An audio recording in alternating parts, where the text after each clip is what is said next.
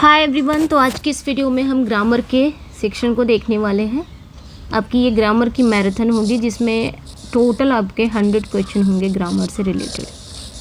सो कर लेते हैं रिवीजन, प्रैक्टिस कर लेते हैं, लेकिन है प्रैक्टिस के थ्रू इसको रिवीजन कर लेते हैं ग्रामर के अपने। ठीक है, सो स्टार्ट करते हैं। फर्स्ट टाइम चैनल को अगर वॉच कर रहे हैं, चैनल को लाइक शेयर सब्सक्राइब ज़रूर कर दें। और इस चैनल पे आपको थ्योरी क्लासेस मिलने वाली हैं, जैसे कि एलटी में थ्योरी क्लासेस आपको दी गई थी, सारी थ्योरी क्लासेस दी गई थी, सब कुछ एलटी की पूरी तैयारी आपके यूट्यूब चैनल पे ही कराई गई है। ठीक है, वो भी फ्री ऑफ कॉस्ट आपके यूट्यूब चैनल पे एलटी की तैयारी कराई गई है। बाकी जितनी भी अपकमिंग एग्ज़ाम है उनकी भी तैयारी है। अभी मैं ये इसके बाद ना 18 जनवरी के बाद हम ना जीआईसी पढ़ेंगे। ठीक है, जीआईसी के बारे में पढ़ेंगे और टीजीटी एंड पीजीटी, इसी पे फोकस करने वाले हैं। TGT and PGT and GIC, इसी 3 एग्ज़ाम को फोकस करेंगे हम। ठीक है, 18 तारीख के बाद ही।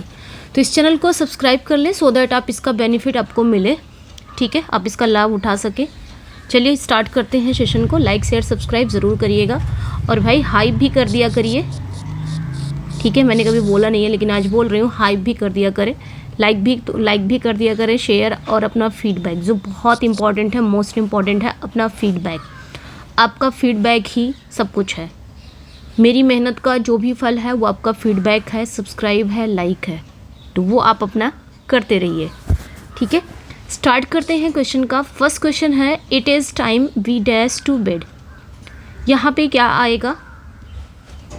लास्ट वाला जो मैराथन हुआ था उसमें 200 क्वेश्चन थे जो आपके फैक्ट वाइज थे, फैक्चुअल भी थे, स्टेटमेंट बेस्ड थे और मैच वाले भी थे। बट इसमें आपको मैच वाले उतना मिलेंगे नहीं। ठीक है, बस ऐसे ही है। ये 100 क्वेश्चन है। अभी आपके डेली इधर जितने भी दिन बचे हुए हैं आपके ग्रामर के डेली होंगे। अब ग्रामर में कौन सा पोर्शन आपको वीक लग रहा है कि हाँ मैम ये वाला पोर्शन हमको वीक लग रहा है, ये यहाँ पे हमको कन्फ्यूज़न होती है, तो प्लीज़ बताइएगा ताकि मैं उसको ज़्यादा से ज़्यादा करा सकूँ। और प्लस लिटरेचर में आप जो बोल रहे हैं कि हाँ मैम इसका रिवीजन कराना है, मैं रिवीजन करा दे रही हूँ, सारा रिवीजन। ठीक है, थ्योरी हमने पढ़ लिया था, रिवीजन सब कुछ कर लिया है। अब रिवीजन भी है, जैसे कि पोएट्री वाला मैंने डाल दिया था। अभी हम ड्रामा का रिवीजन लेंगे। और जो आप कैरेक्टर, कई बच्चे कह रहे हैं कैरेक्टर को लेके, अभी मैं कुछ दिन से कमेंट का रिप्लाई नहीं कर पा रही हूँ क्योंकि कुछ प्रॉब्लम है, लेकिन मैं सारा कमेंट देखती हूँ और रिप्लाई भी करती हूँ। तो सारे कमेंट का रिप्लाई वो मेरा फ़र्ज़ है करना और वो मैं करूँगी। ठीक है, तो एक कमेंट बहुत आ रहा है कि कैरेक्टर को लेके, तो वो हम नेक्स्ट में हम देख लेंगे, कैरेक्टर को रिवीजन कर लेंगे। ठीक है, ग्रामर में बताइएगा कहाँ पे आप फंस रहे हो, किस पे फोकस करना है, ज़्यादा से ज़्यादा किस पे फोकस करना है, कहाँ पे कौन सी चीज़ें आपकी जहाँ पे आपको कमी लग रही है ना, तो बताइएगा ज़रूर कमेंट सेक्शन में। चलिए, क्योंकि आपकी कमेंट की बहुत वैल्यू है, मेरे लिए तो बहुत ज़्यादा वैल्यू है कमेंट की आपकी। ठीक है, और कमेंट में अब जो आप बोलते हो कि मैम ये करवा दो, वो भी बहुत वैल्यू है, क्योंकि उसी के हिसाब से फिर वीडियो बनती है, उसी के हिसाब से मैं अपना माइंड सेट करती हूँ कि हाँ ये चाहिए बच्चों को। ठीक है, क्योंकि जो बच्चों को चाहिए वही देना चाहिए, है ना। चलिए स्टार्ट करते हैं। It is time we dash to bed. यहाँ पे क्या आएगा? तो ये इंग्लिश ग्रामर का एक बहुत ही इंपॉर्टेंट रूल है कि जब भी सेंटेंस की शुरुआत आपकी, ये हमने पढ़ लिया था, सेंटेंस की शुरुआत अगर आती है इट इज़ टाइम या फिर आपका इट इज़ अबाउट टाइम। ठीक है, इट इज़ टाइम आए या इट इज़, ये रूल है, इट इज़ टाइम या इट इज़ अबाउट टाइम या फिर आपका इट इज़ हाई टाइम आए, इनसे अगर सेंटेंस स्टार्ट हो रहे हैं, it is time, it is about time, it is high time, तो हम जो इनसे अगर सेंटेंस स्टार्ट हो रहे हैं तो इनके बाद जो सब्जेक्ट आएंगे और जो टेंस होगा वो किस में जाएगा? सिंपल पास्ट में जाता है। इनके बाद जो टेंस रहेगा वो सिंपल पास्ट में जाएगा, जो सेंटेंस रहेगा उसका जो टेंस है वो सिंपल पास्ट में जाएगा। तो इट इज़ टाइम, उसके बाद सब्जेक्ट आया, ये वाला जो आपका सेंटेंस है ये किस में जाएगा? कौन से टेंस में? सिंपल पास्ट में जाएगा। तो सिंपल पास्ट ये रहा आपका, सी करेक्ट हो जाएगा। नेक्स्ट वन पे आएंगे, which of the following sentences use the possessive case correctly. इसमें बताना है कि कौन सा सेंटेंस ना जहाँ पे पजेसिव केस का एकदम सही यूज़ हुआ है। द टेबल्स लेग्स बताना है, यहाँ पे पजेसिव केस का कहाँ पे एकदम सही से यूज हुआ है। देखिए जो पजेसिव केस है जैसे कि जो नॉन लिविंग थिंग्स है, नॉन लिविंग थिंग्स के साथ हम जनरली क्या करते हैं, एपोस्ट्रॉफी एस का यूज़ नहीं करते, है ना। एक सेकेंड ना, नॉन लिविंग थिंग जो होगी आपकी, नॉन लिविंग जो थिंग्स होती हैं, इनके साथ हम जनरली क्या करते हैं, एपोस्ट्रॉफी एस का यूज़ नहीं करते हैं, ये वाला एस का यूज़ नहीं करते हैं, है ना।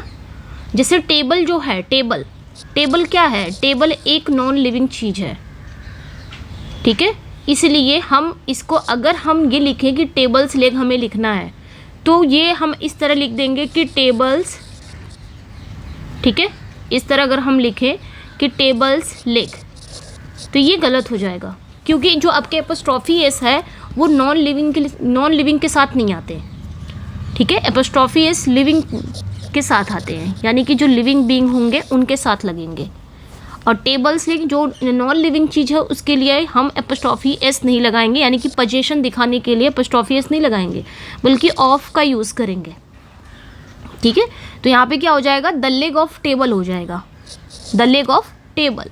तो ये तब कट गए जितने भी एपोस्ट्रॉफी एस वाले थे, यहाँ पे बी करेक्ट हो जाएगा, the leg of table is broken, okay. बाकी लिविंग पर्सन के लिए हम एपोस्ट्रॉफी एस यूज़ कर सकते हैं, like Ram's book, Ram's house, ठीक है। तो ये ध्यान रखना है।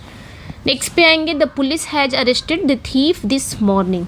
यहाँ पे हमें बताना है कहाँ पे इसमें एरर है, एरर पोर्शन कहाँ पे है।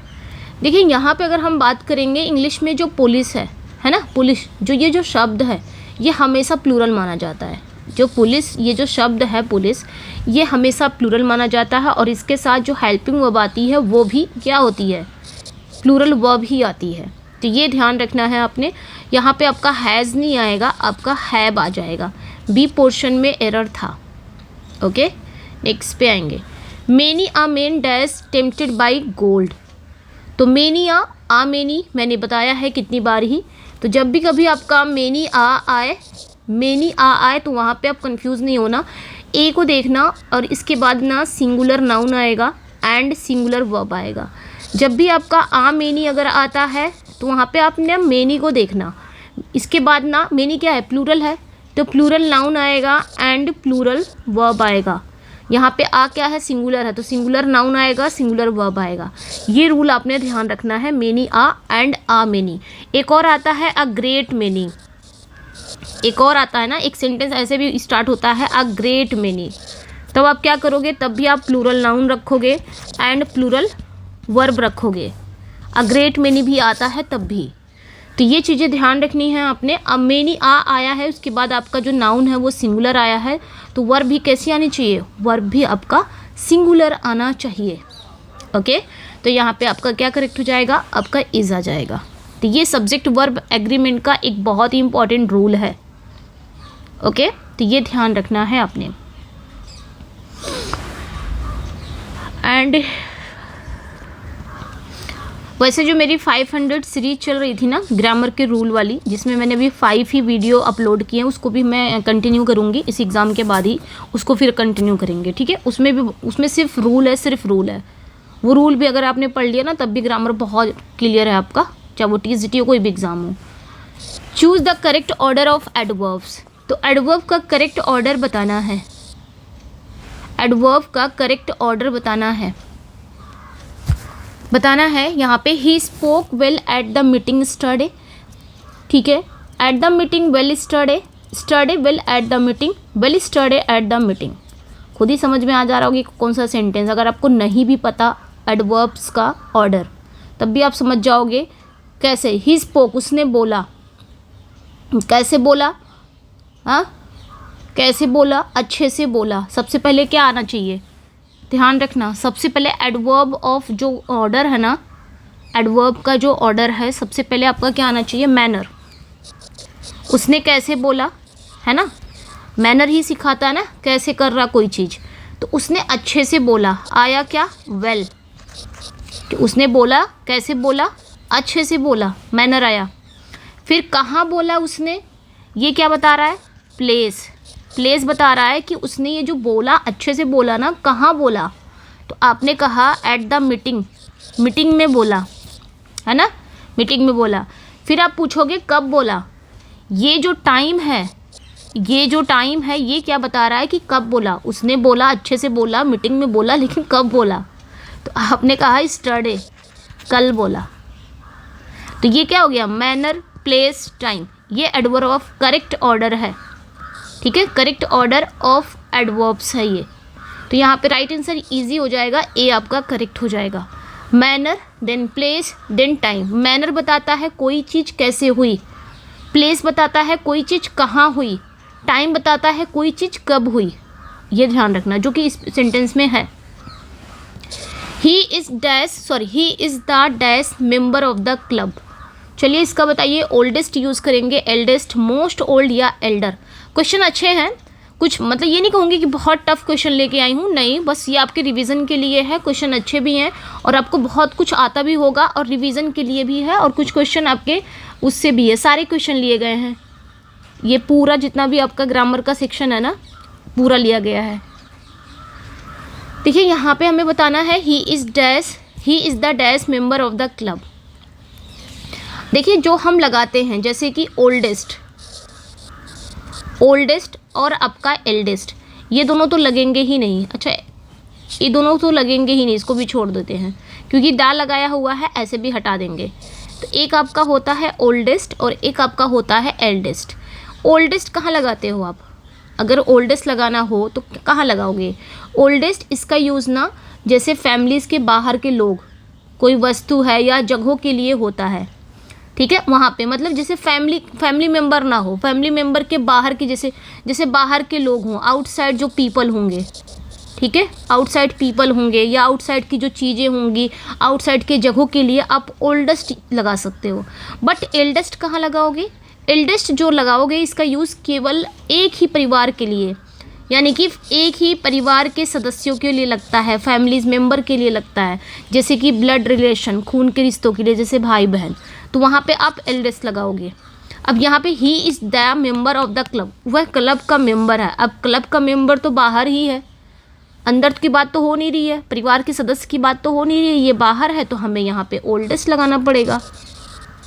ओके, सो ए करेक्ट हो जाएगा। I regard him dash my brother, मैंने उसे अपने भाई की तरह माना। क्या लगाओगे आप यहाँ पे? हिंदी तो बता दिया। देखिए यहाँ पे एक चीज़ ध्यान रखना, जो रिगार्ड है, रिगार्ड के साथ ना, जो आपका जैसे रिगार्ड हो गया, जैसे आपका डिस्क्राइब हो गया, आपका जैसे डिफाइन हो गया, ठीक है, डिफाइन हो गया, ट्रीट हो गया, तो रिगार्ड एज, इन सभी के साथ आप क्या लगाते हो जानते हो? इन सभी के साथ एज लगता है, इतना ध्यान रखना। रिगार्ड एज, डिफाइन, डिस्क्राइब, कोई चीज़ डिस्क्राइब हो रही है तो किस रूप में हो रही है ना, describe as, define as, treat as, regard as. तो I regard him as my brother, ये ध्यान रखना है। ओके, तो रिगार्ड के साथ हमेशा एज का यूज़ होता है। फॉर एग्जाम्पल भी याद रखना, डिस्क्राइब के साथ भी एज होता है, define as, treat as. Okay, next इसमें देखेंगे फॉरेन प्लूरल्स है और उनके सिंगुलर्स हैं। चलिए यहाँ पे बताना है, एक तरफ प्लूरल है, एक तरफ उनके सिंगुलर हैं, आपको मिलान कर लेना है। ज़्यादा क्वेश्चन नहीं है, एक ही दो क्वेश्चन होंगे मिलान के बस। एलिप्सिस है, एनालिसिस है, क्राइसिस है, हिपोथेसिस है, बहुत इजी है। एक तरफ प्लूरल है तो एक तरफ उसके सिंगुलर हैं, तो हम क्या करेंगे यहाँ पे? मुझे लग रहा है शायद हम सीधा सीधा लगा हुआ है ना। अब देखो एलिप्सिस है, ELLIPSIS, ये जो एलिप्सिस है ना, ये सिंगुलर है। क्या है? ये जो एलिप्सिस है ये सिंगुलर है, यानी कि लास्ट में देखना यहाँ पे SIS है। अब इसका प्लूरल करना रहेगा तो सब कुछ सेम ही रहेगा, ELLIPSES हो जाएगा। यानी कि ये जो आई वाला बीच वाला पोर्शन है इसको हटा के इसकी जगह पे ई रख देते हैं। अगर ई रख दिए तो ये प्लूरल हो गया, और अगर इसी ई को हटा दिए, आई रख दिए, तो ये सिंगुलर हो गया।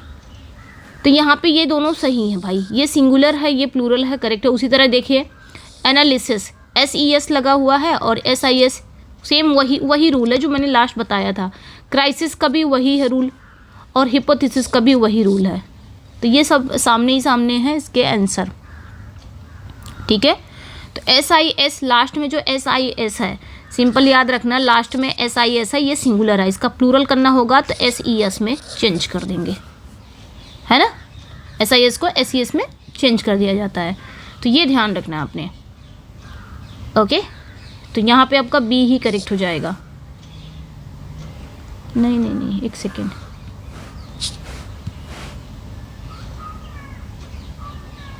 A ही करेक्ट हो जाएगा। चलिए, this is the same dog dash barked at me, इसका बताना है क्या। तो यहाँ पे बताना है this is the same dog barked at me, ठीक है। अब यहाँ पे देखेंगे हम, ये जो बात कह रहा है दिस इज़ द सेम, देखिए जब भी कभी आपका द सेम आ जाए या फिर एवरीथिंग आ जाए, ठीक है, एवरीथिंग आ जाए या नथिंग आ जाए, ओके, द ओनली आ जाए, सॉरी, द ओनली आ जाए, द ओनली आ जाए, द फ्यू आ जाए, है ना, फ्यू, द ओनली आ जाए, फ्यू आ जाए, तो इसके बाद ना अगर आ रहा है, इसके बाद रिलेटिव प्रोनाउन क्या यूज़ होगा, दैट यूज़ होगा। कहने का मतलब ये है, द सेम आ जाए, एवरीथिंग आ जाए, नथिंग आ जाए, द ओनली आ जाए, फ्यू आ जाए, ठीक है, तो इसके साथ जो रिलेटिव प्रोनाउन होगा वो आपका दैट यूज़ होगा। तो यहाँ पे this is the same dog dash barked at me, तो यहाँ पे आपका क्या हो जाएगा, दैट करेक्ट हो जाएगा, एप्रोप्रिएट आंसर हो जाएगा आपका दैट, ठीक है। तो ये ध्यान रखना है, दैट का यूज होगा, चाहे वो इंसान हो चाहे कोई जानवर हो, हु या विच का यूज़ यहाँ नहीं करना चाहिए। Let you and dash go there, इसका क्या होगा, देखिए जो लेट है ना ये वर्ब है, अब वर्ब के बाद क्या आता है, वर्ब के बाद ऑब्जेक्ट आता है ना, तो यहाँ पे जो यू है ये ऑब्जेक्ट है, यानी कि यू का जो है ऑब्जेक्टिव फॉर्म है, ऑब्जेक्ट है। अब यहाँ पे एंड से जुड़ा हुआ है, जो यू के साथ एंड भी जुड़ा हुआ है, यानी कि अगर ये ऑब्जेक्ट है तो एंड जो रहता है, एंड के साथ अगर कोई वर्ड इसके साथ जुड़ रहा है तो वो भी सेम वही कंडीशन वाला होगा, वही पोजीशन वाला होगा। तो यू के साथ एंड जुड़ा हुआ है तो यू ऑब्जेक्ट है, अब इसके साथ जो भी वर्ड आएंगे वो भी ऑब्जेक्टिव फॉर्म में ही आएंगे, है ना। तो कौन यहाँ पे माई तो है नहीं, ये पजेसिव है, ये पजेसिव प्रोनाउन है, आई ये सब्जेक्टिव है, यहाँ पे मी बचा आपका ऑब्जेक्टिव, जो कि करेक्ट है।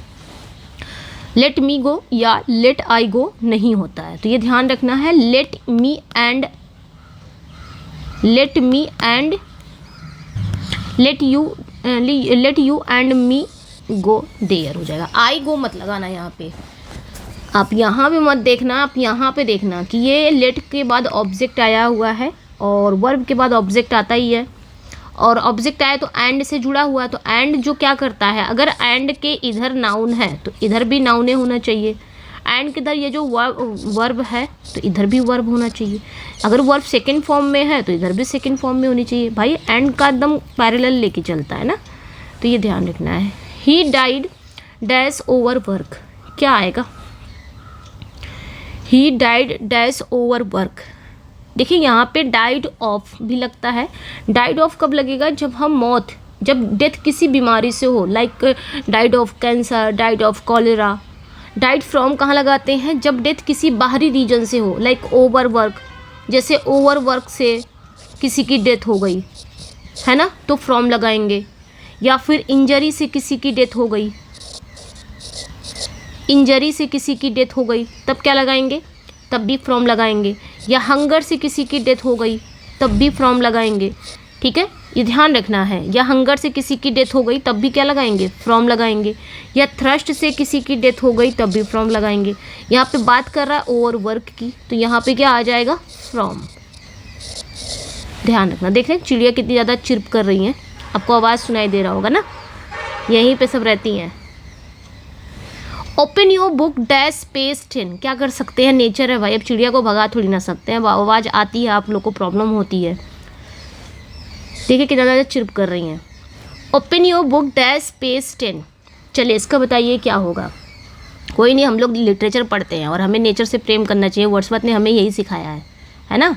भले ही चाहे प्रेम हो चाहे ना हो, लेकिन जब लिटरेचर पढ़ते हैं तो हर लिटरेचर पढ़ने वाला जो बंदा होगा, अगर उन्होंने वर्ड्सवर्थ को पढ़ा होगा तो पक्का हमारे भी दिल में नेचर के लिए प्यार आ ही जाएगा, चाहे हम कितना भी नेचर से कटे हैं। लेकिन अगर लिटरेचर पढ़ लिया, विलियम वर्ड्सवर्थ को पढ़ लिया, तो नेचर के लिए हमारे भी दिल में जगह हो ही, वो कर ही देंगे। Open your book dash page 10, इसका बताना है क्या होगा। देखिए, जब हम किसी को ना बुक का कोई स्पेसिफिक पन्ना खोलने के लिए कहते हैं कि भाई पेज नंबर 10 खोल दे, या पेज नंबर 11 खोल दे, पेज नंबर 9 खोल दे, तब जब हम किसी को बुक का कोई स्पेसिफिक पेज खोलने के लिए कहते हैं तो सही प्रेपोजिशन क्या लगती है, एट लगता है। ये ध्यान रखना हमेशा। तो यहाँ पे कह रहा है open your book dash page 10। अब यहाँ पे वो कह रहा है कि अपने बुक का पेज नंबर 10 खोलना, तो यहाँ पे स्पेसिफिक पन्ना बोल दिया ना, पेज नंबर 10 बता दिया है, तो हम क्या लगाएंगे, एट लगाएंगे। हमेशा लगता है ऐसा। विच sentence is correct regarding inversion, कौन सा सेंटेंस है ना जो इन्वर्जन है, इन्वर्जन के रिगार्डिंग कौन सा सेंटेंस करेक्ट है। इन्वर्जन क्या होता है, इन्वर्जन मतलब सबसे पहले आपका क्या आएगा, सब्जेक्ट से पहले वर्ब आएगा, हेल्पिंग वर्ब आएगी, देन आपका सब्जेक्ट आएगा, ये हो गया इन्वर्जन। तो देखिए सेल्डम है। अच्छा, एक चीज़ और ध्यान रखना, आपके कुछ एडवर्ब्स हैं लाइक सेल्डम है, ये कुछ नेगेटिव एडवर्ब्स हैं। जैसे कुछ नेगेटिव एडवर्ब्स हैं, जैसे सेल्डम है, सेल्डम हो गए आपके, नेवर हो गए, नेवर हो गए, या फिर हार्डली, हार्डली हो गया, स्कार्सली, या नो सूनर, ये भी एडवर्ब ही है। ये सब भी जब ये इनसे सेंटेंस स्टार्ट होते हैं ना, इनसे कभी भी सेंटेंस अगर स्टार्ट होंगे ना, तो इनके बाद डायरेक्ट हेल्पिंग वर्ब आएगा, उसके बाद ही सब्जेक्ट आएगा, यानी कि इन्वर्जन आता है। सिंपल, इन्वर्जन नहीं समझ में आ रहा, सिंपल बोलो कि इनके बाद हेल्पिंग वर्ब आता है, उसके बाद सब्जेक्ट आता है, ऐसा आपने ध्यान रखना है। ठीक है, तो देखिए यहाँ पे सेल्डम है, तुरंत सब्जेक्ट कर दिया है, ये गलत है। सेल्डम आई आ गया सब्जेक्ट, ये भी गलत है। सेल्डम हेल्पिंग वर्ब आया है, यहाँ पे भी हेल्पिंग वर्ब आया है, बी एंड डी में हेल्पिंग वर्ब आया है, इसको देख लेते हैं, दोनों में से कोई एक सही होगा। ठीक है, अब क्या सही हो सकता है, दोनों में से कोई एक। तो यहाँ पे देखेंगे seldom did I saw, D वाला कह रहा है कि सेल्डम तो आया है, फिर हेल्पिंग वर्ब डिड लगा दिया है, उसके बाद सब्जेक्ट आया, उसके बाद वर्ब की कौन सी फॉर्म आई है। अब यहाँ पे डिड लगा है तो वर्ब की फर्स्ट फॉर्म आनी चाहिए ना, तो सेकेंड फॉर्म थोड़ी ना आनी चाहिए, तो इसलिए ये गलत हो गया। सेल्डम हैव, यहाँ पे हेल्पिंग वर्ब आया है, उसके बाद सब्जेक्ट वर्ब की थर्ड फॉर्म, क्योंकि हैव हैड क्या करता है, अपने साथ V3 लेता है, जो कि करेक्ट है। अब यहाँ पे जो राइट आंसर हो जाएगा वो आपका बी इज करेक्ट हो जाएगा, ये ध्यान रखना। The committee dash issue its report, committee का लग रहा है क्वेश्चन आ ही जाएगा आपके एग्जाम में, क्योंकि ये हर जगह पूछता है, चाहे कैसे भी करके आ ही जाएगा। देखिए कमेटी का सिंपल याद रखना, ये कलेक्टिव नाउन्स है, और इसमें याद रखना जब बात एक मत की हो, यूनिटी की हो, तो सिंगुलर वर्ब लगाएंगे, और जब बात डिवाइडेड की हो तो प्लूरल वर्ब लगाएंगे। अब यहाँ पे committee issue its report, it's क्या दिखा रहा है, इट्स का जो यूज़ यहाँ पे हुआ है जो कि सिंगुलर है। अगर कमेटी के जो सदस्य हैं वो अलग अलग होते हैं, डिवाइडेड होते हैं, तो यहाँ पे दियर लगना चाहिए था, बट यहाँ पे इट्स लगा के हमें बता दिया है कि कमेटी के जो मेंबर है वो यूनिटी, मतलब एक मत होके काम कर रहे हैं। जब यहाँ पे आपका सिंगुलर है तो यहाँ पे भी क्या होगा, सिंगुलर ही होगा, तो यहाँ पे राइट आंसर क्या हो जाएगा आपका, बी, ध्यान रखना। चलिए नेक्स्ट पे आएंगे। Cowards die many times before their death the figure of speech, तो इसमें बताना है कि कौन सी ये फिगर ऑफ स्पीच है। कावर्ड्स डाई मेनी टाइम्स, जो कायर होते हैं वो बहुत बार मरते हैं अपनी मौत से पहले। सुनने में थोड़ा अटपटा लगा कि नहीं, मतलब कायर लोग हैं वो अपनी मौत से पहले कई बार मरते हैं, ऐसा कैसे हो सकता है। अटपटा लग रहा है, सुनने में उल्टा लग रहा है, इम्पॉसिबल लग रहा है। और जब आपको अटपटा लगे, इम्पॉसिबल लगे सुनने में ना, तो समझ लो वही आपका क्या है, पैराडॉक्स है। वो जो फिगर ऑफ स्पीच हो जाएगा वो आपका पैराडॉक्स हो जाएगा। बट इसमें ये है, शुरुआत में देखने पे, पढ़ने पे हमें इम्पॉसिबल लगेगा, सुनने में उल्टा लगेगा, लेकिन अगर हम डीपली देखेंगे तो इसमें एक सच्चाई छिपी हुई है। सच्चाई क्या छुपी है कि कायर मरने से पहले कई बार मरते हैं, मतलब फिजिकली रूप से मरना इम्पॉसिबल है, लेकिन डर के कारण वो मानसिक रूप से सच में मरते हैं, है ना। ठीक है, नेक्स्ट। अब यहाँ पे कुछ वोकेबलरी है एंड ईडियम्स है, देख लेते हैं। फ्रेजल वर्ब्स है और उसकी मीनिंग है, इस मतलब इस वाले सेक्शन में आपको मिलेगा। सेक्शन बी में आपको क्या मिलने वाला है, वोकेबलरी एंड ईडियम्स। तो यहाँ पे फ्रेजल वर्ब्स हैं, दूसरी तरफ मीनिंग है, बताना है, यहाँ पे आपको मिलान करना है। फॉल आउट है, फॉल थ्रू है, फॉल बैक है, फॉल इन विद है। देखिए फॉल आउट मतलब क्या होता है, क्वेरल, झगड़ा करना जो कि उसके सामने ही है। फॉल थ्रू मतलब क्या होता है, फॉल थ्रू मतलब कोलैप्स होना, हो जाना, जैसे फॉल थ्रू मतलब फेल हो जाना हो जाता है, फेल मतलब असफल होना, रद्द होना भी होता है, कोलैप्स मतलब भी होता है, ठीक है। फॉल थ्रू मतलब यानी कि जैसे कोई प्लान वगैरह रद्द हो गया। फॉल बैक मतलब पीछे हटना होता है, जैसे सेना का पीछे हटना, रिट्रीट हो गया।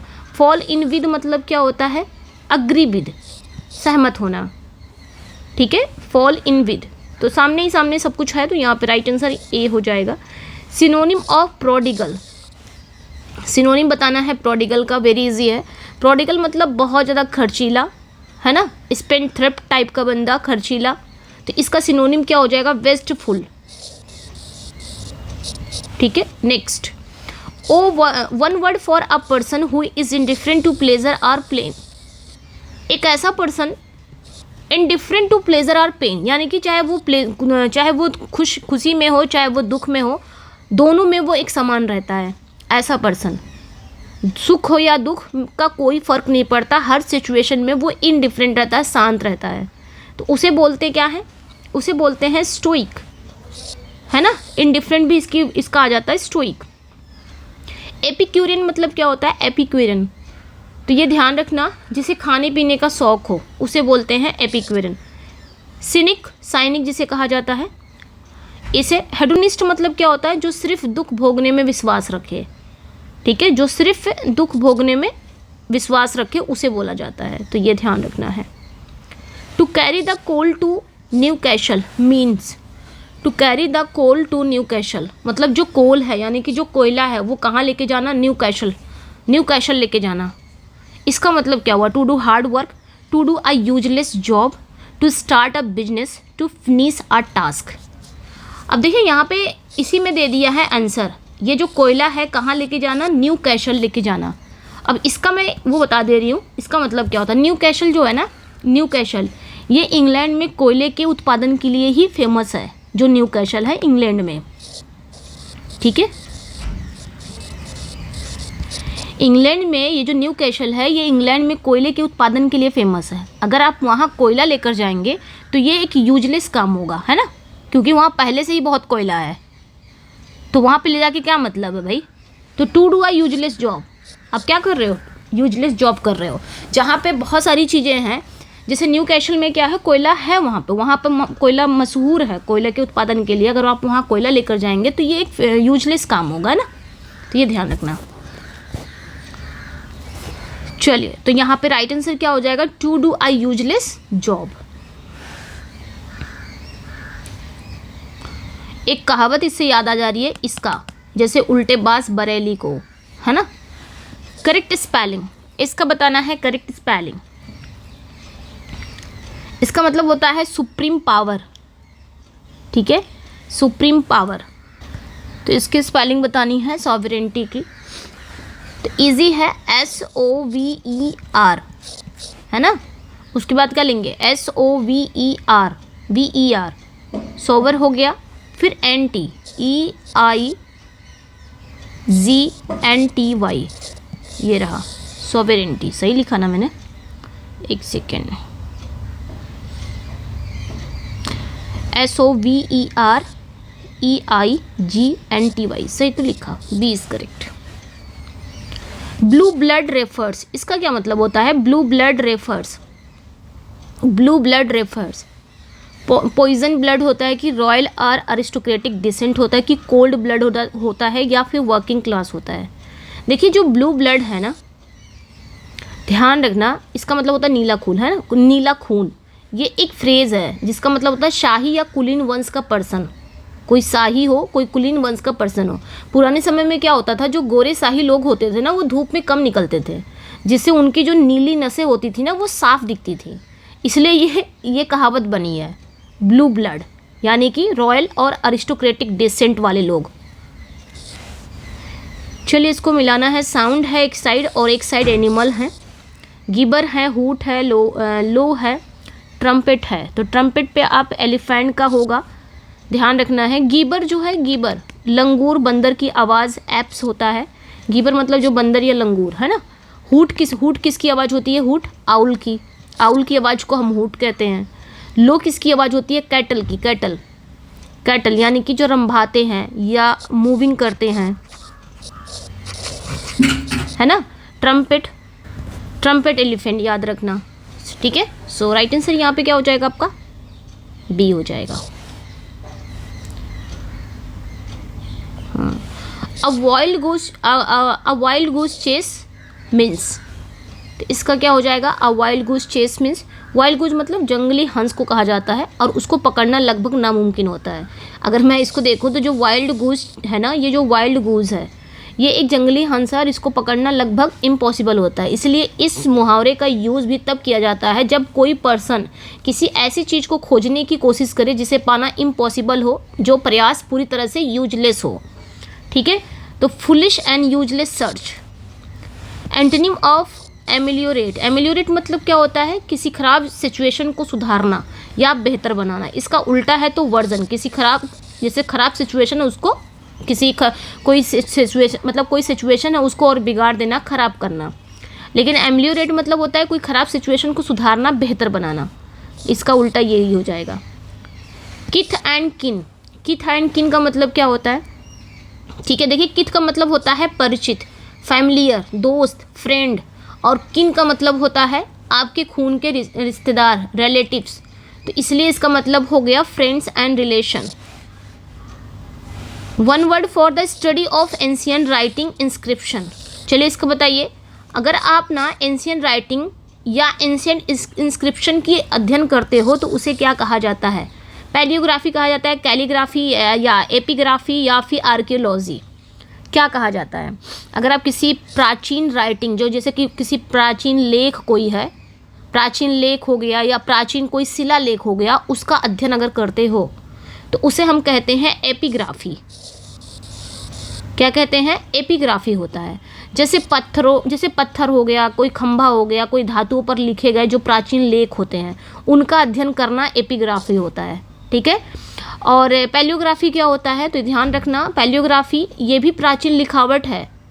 इसमें क्या होता है? ये भी प्राचीन लिखावट या लिपियों का अध्ययन को कहते हैं, ठीक है। तो ये ध्यान रखना है। लेकिन स्पेसिफिकली अगर पूछा जाए इंस्क्रिप्शन की बात हो तो हम एपिग्राफी पे जाएंगे। यहाँ पे इंस्क्रिप्शन की बात कर रहे हैं। Choose the correct homophones. Correct homophones बताना है। ये रहे आपके रेन, रेन, रेन, रेन। यहाँ पे करेक्ट होमोफोन्स क्या होगा? The dash of the horse is loose बताना है। The dash of the horse is loose, घोड़े का क्या चीज़ ढीला है? रेन, रेन, ये वाला रेन RAIN की REIN या फिर REGN की RANE क्या होता है? होमोफोन्स बताना है। होमोफोन्स क्या होता है? ध्यान रखना, जिसकी मीनिंग सिर्फ अलग होती है, ठीक है। होमोफोन्स में स्पेलिंग और प्रोनाउंसिएशन दोनों सेम होते हैं, सिर्फ मीनिंग डिफरेंट होती है, तो ये ध्यान रखना है। देखिए बात अगर हम करेंगे यहाँ पे, ये जो रेन है, ये वाला रेन क्या है? बारिश। ये रेन बारिश होता है। और ये जो रेन है REIN, ये रेन क्या होता है? ये रेन घोड़े की लगाम। ये जो रेन होता है इसका मतलब होता है घोड़े की लगाम। और ये जो रेन होता है REIGN, जो सॉवरेंटी में ये वाला रेन आता है, ऐसे याद रख सकते हो, सॉवरेंटी वाला। तो REIGN ये जो रेन होता है, ये रेन मतलब शासन करना। क्या होता है? शासन करना, जैसे राजा का शासन है। तो यहाँ पे आपका करेक्ट कौन सा हो जाएगा? अब जो हॉर्स है उसकी घोड़े की लगाम क्या हो गई है? ढीली हो गई है। तो ये रेन, ये करेक्ट हो जाएगा REIN, ध्यान रखना। टू बाइट द डस्ट, इसका मतलब क्या होता है? To bite the dust. To bite the dust मतलब, डस्ट मतलब धूल, बाइट मतलब काटना या चाटना, तो धूल चाटना यही तो हुआ। इसका अगर हम लिटरल मीनिंग देखेंगे, धूल चाटना, इसका मतलब युद्ध हो गया, कोई वॉर हो गया, कोई कंपटीशन में हार जाना या गिरकर मर जाना। तो टू बी डिफीटेड या killed.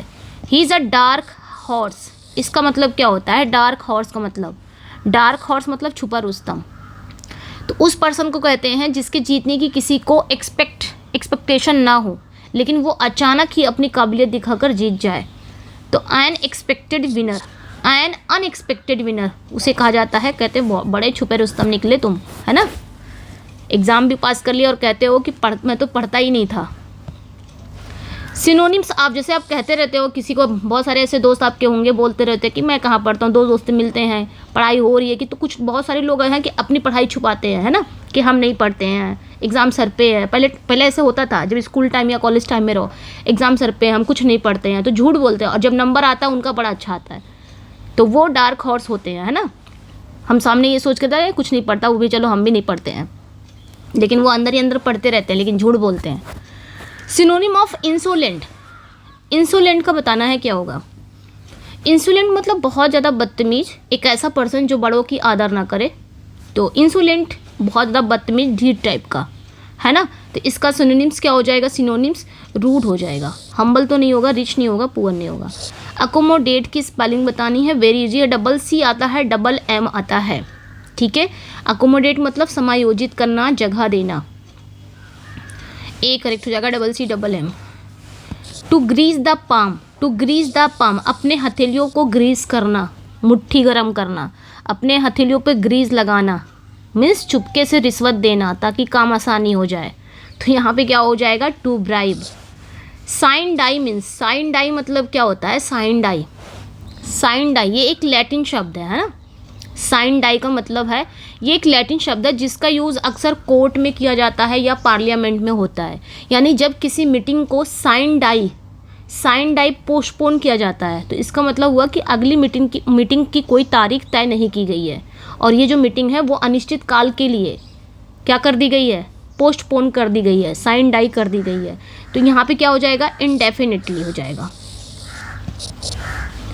One word for one who hates marriage, जो शादी से ही नफरत करता हो, तो मीसो मतलब होता है नफरत करना, ठीक है। एंड गैमोर, गैमो मतलब होता है शादी, गैमोज मतलब होता है मैरिज, तो जो मैरिज से नफरत करे उसे मीसोगैमिस्ट कहते हैं। और IST लग जाता है ना, द पर्सन हु, वो जो नफरत करने वाला पर्सन है, ठीक है, तो ये ध्यान रखना है। बाइगैमिस्ट मतलब होता है जिसने 2 शादियाँ कर ली है, वो पर्सन। पॉलीगैमिस्ट जिसने मेनी मैरिज किया है, 2 से ज़्यादा। अब मिसोगाइनिस्ट, मिसो मतलब नफरत होता है, गाइन मतलब औरत होता है, एंड IST द पर्सन जो औरतों से ही नफरत करे। एप्पल ऑफ डिस्कॉर्ड मीन्स क्या होता है, झगड़े की जड़, एक ऐसा मुद्दा जिसके कारण 2 पक्षों में विवाद हो जाता है, तो यहाँ पे क्या हो जाएगा आपका, कॉज ऑफ क्वेरल, है ना। चलिए नेक्स्ट पे सेक्शन सी में आ जाएंगे हम लोग। तो सेक्शन सी में हम पढ़ने वाले हैं ट्रांसफॉर्मेशन सिंथेसिस। चलिए बताइए इसका क्या होगा। Transform into negative, only a millionaire can afford such luxury. इसको ना नेगेटिव में करना है, इसको किस में करना है, नेगेटिव में करना है। ओनली अ मिलियनेयर, अच्छा मिलियनेयर की स्पेलिंग भी याद रखना, काफ़ी पूछी जाती है ये भी स्पेलिंग। मिलियन, पहले आप मिलियन लिखोगे MILLION, मिलियन आपने लिख दिया, उसके बाद मिलियन करके एयर लिख देना है AIRE, बस ये हो गया मिलियनेयर। इसकी भी स्पेलिंग पूछी गई है।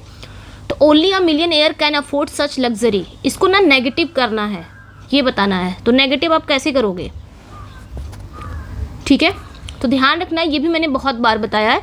जब भी आपका सेंटेंस ओनली से स्टार्ट हो और वो आपका अफर्मेटिव हो और उसे कहा जाए कि नेगेटिव बनाना है, तो जब भी अफर्मेटिव सेंटेंस में ओनली आ जाए, ओनली आ जाए या फिर अलोन, जब भी आपका अफर्मेटिव सेंटेंस ओनली या अलोन से स्टार्ट हो, ठीक है, तो किसी पर्सन के लिए, तो नेगेटिव बनाते समय हम क्या करेंगे, इसे नन बट में चेंज कर देंगे, ठीक है। तो ओनली या अलोन से अगर आपका सेंटेंस स्टार्ट हो रहा है, उसे नेगेटिव करना है, तो हम ओनली या अलोन को रिप्लेस कर देंगे नेगेटिव बनाते समय, नन बट में चेंज कर देंगे, ठीक है। तो ये ध्यान रखना। तो यहाँ पे आपका सब कट जाएगा, जब मैंने यहाँ पे रूल बता दिया आप एक ही पे जाओगे, none but a millionaire can afford such luxury. अब इसका हिंदी का मतलब क्या हुआ कि only a millionaire can afford, सिर्फ मिलियनेयर ही होंगे जो ऐसे लग्जरी अफोर्ड कर सकते हैं, सिर्फ करोड़पति ही होंगे।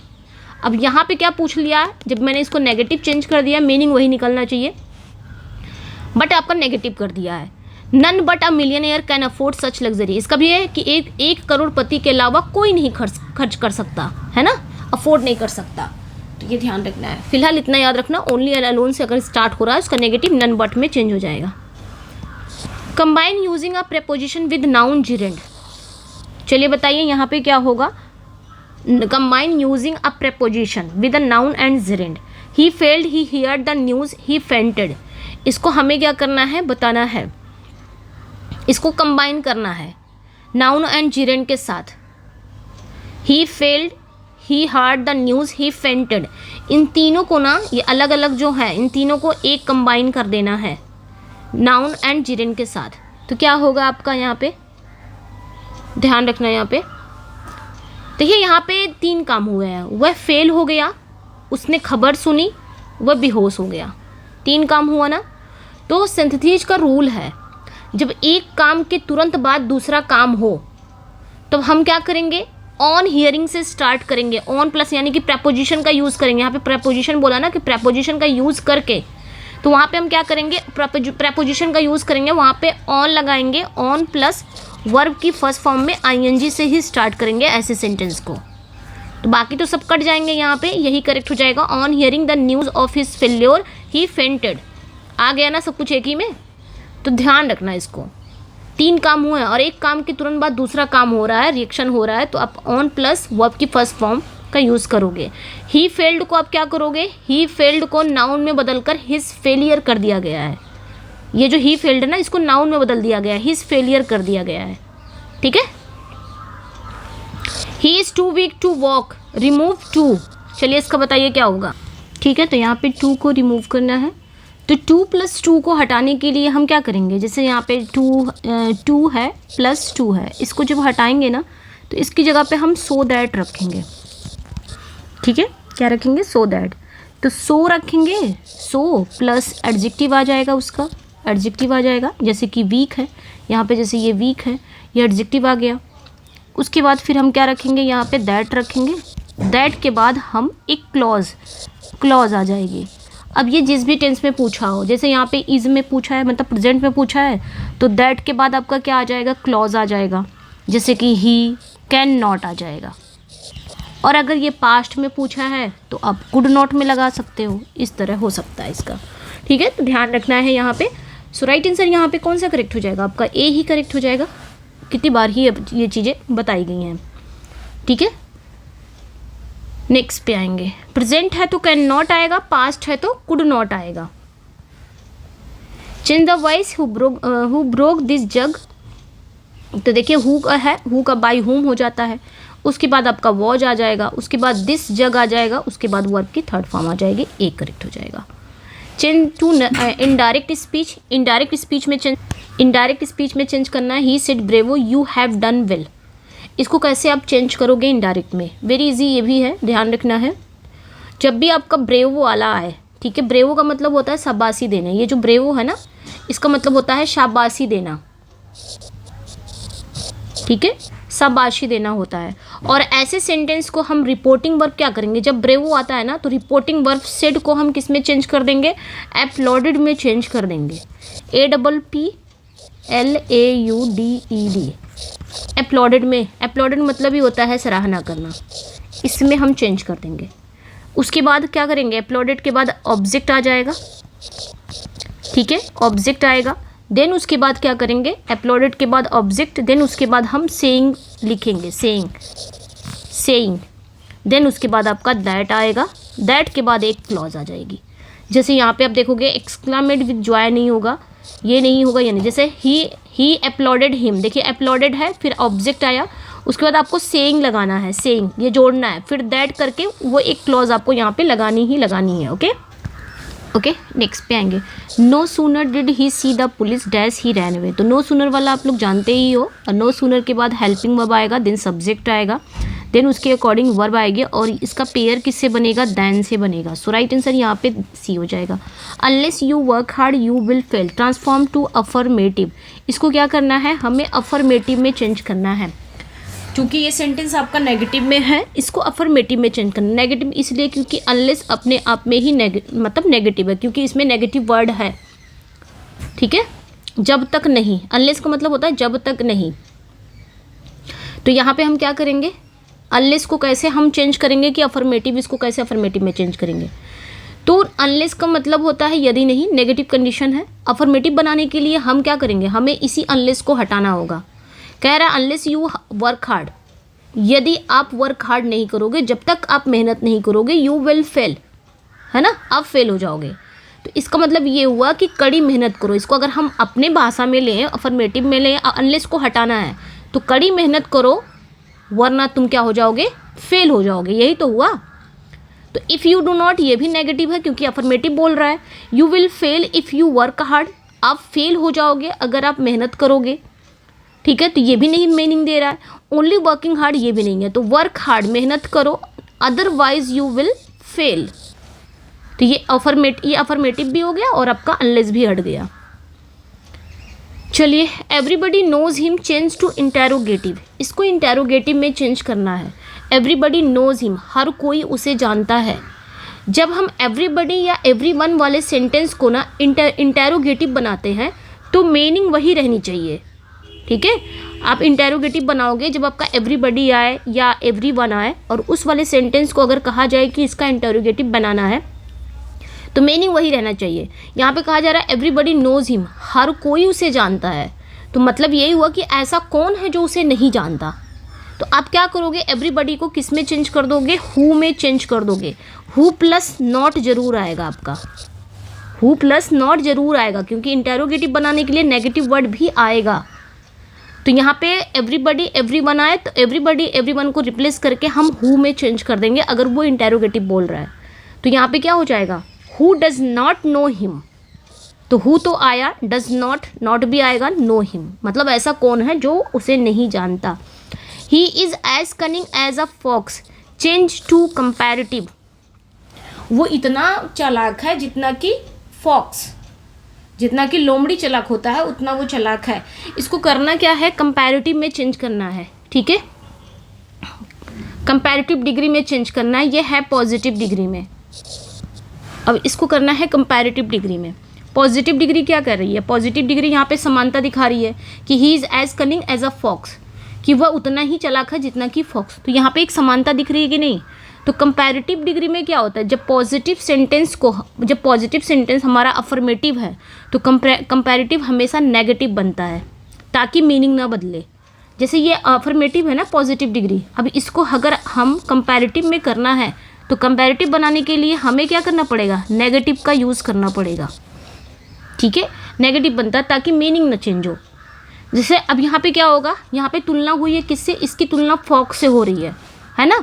तो दैन के बाद क्या आना चाहिए, यानी कि तुलना में जो बाद वाला शब्द है, ये जो फॉक्स है ना, ये पहले आ जाएगा जब आप कंपैरेटिव बनाओगे तो, ठीक है।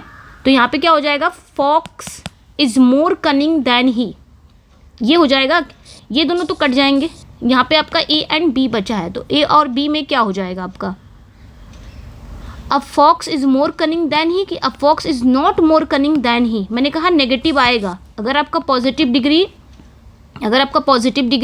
अफर्मेटिव है तो पॉजिटिव डिग्री को अगर हम कंपैरेटिव में बदलेंगे तो नेगेटिव का यूज़ करेंगे। तो ये भी कट गया। और इधर वाला जो सेंटेंस है यानी कि जो तुलना जिससे हो रही है उसको हम सब्जेक्ट बना देंगे। तो तुलना, इसकी तुलना फॉक्स से हो रही है तो फॉक्स सब्जेक्ट बन जाएगा, इज़ आ जाएगा, नेगेटिव मैंने कहा नॉट आ जाएगा। अब कंपैरेटिव के लिए हमें मोर लगाना, मोर कनिंग करना है ना। कनिंगर तो करोगे नहीं आप, मोर कनिंग करोगे, फिर दैन लगाओगे और ये वाला इधर आ जाएगा, ए करेक्ट हो जाएगा। Seeing the tiger he ran away, change to compound, इसको कंपाउंड में करना है। सिंपल सेंटेंस यानी कि change to compound, seeing the tiger he ran away, ठीक है। ये एक सिंपल सेंटेंस है, मतलब टाइगर को देखते ही वह भाग गया। अब कंपाउंड में अगर हम चेंज करेंगे तो कंपाउंड में दोनों ही क्लॉज कैसी होनी चाहिए, इंडिपेंडेंट होने चाहिए। एंड से जुड़ी हो, बट से जुड़ी हो, और से जुड़ी हो, फैन बॉयज से जुड़ी हो। तो यहाँ पे आप देखोगे ही सा the tiger and run away, when he सा ये आपका कंपाउंड है। हैविंग सीन द, यहाँ पे कंपाउंड बोल रहा है, ठीक है। तो हैविंग सीन वाला भी नहीं होगा। ही रैन अवे बिकॉज ये कंपाउंड है, बचाइए। He saw the tiger and ran away, तो ये ध्यान रखना है, ये करेक्ट हो जाएगा आपका। उसने बाघ को देखा और भाग गया। I know the place where he was born, यहाँ पे अंडरलाइन ये हो गया आपका, एक सेकेंड, हाँ अंडरलाइन कर दूँ मैं, ये रहे हैं, इनका बताना है। यहाँ पे यही कहा जा रहा है कि I know the place where he was born. तो ये जो वेयर ही वॉज बॉर्न है ना, ये कौन सी क्लॉज है? Noun clause, adjective clause, adverb clause, coordinate clause. यहाँ पे देखिए कह रहा है आई नो द प्लेस, मैं उस जगह को जानता हूँ जहाँ वो पैदा हुआ है ना। तो जहाँ वो पैदा हुआ है, किसकी विशेषता बताया जा रहा है कि जहाँ वो पैदा हुआ है मैं उस जगह को जानता हूँ। तो जहाँ वो पैदा हुआ, कहाँ पैदा हुआ है, उस प्लेस की बात कर रहा है ना, जहाँ वो पैदा हुआ था। किसकी विशेषता बता रहा है? ये जो क्लॉज है जहाँ वो पैदा हुआ था, किसकी विशेषता बता रहा है? इस प्लेस की। जो प्लेस है ये प्लेस की विशेषता बता रहा है कि प्लेस एक नाउन है। यहाँ पे प्लेस जो है एक नाउन है, और नाउन हो या प्रोनाउन हो, इसकी विशेषता कौन बताता है? एडजेक्टिव। तो ये जो क्लॉज है वेयर ही वॉज बॉर्न, ये एडजेक्टिव क्लॉज है, क्योंकि यहाँ पे कह रहा है ना I know the place where he was born, वह जहाँ पैदा हुआ था। कहाँ पैदा हुआ था? प्लेस। प्लेस पे ही फोकस किया जा रहा है। सो राइट आंसर यहाँ पे बी हो जाएगा। ओके, नेक्स्ट वन पे आएंगे। Correct this sentence, one should one love his country. इसका क्या होगा? One should love his country. देखिए इसका जो होगा ना, एक सेकेंड, हाँ देखिए वन से स्टार्ट अगर सेंटेंस आपका हो रहा है, वन, इसका बस यही याद रखना है कि वन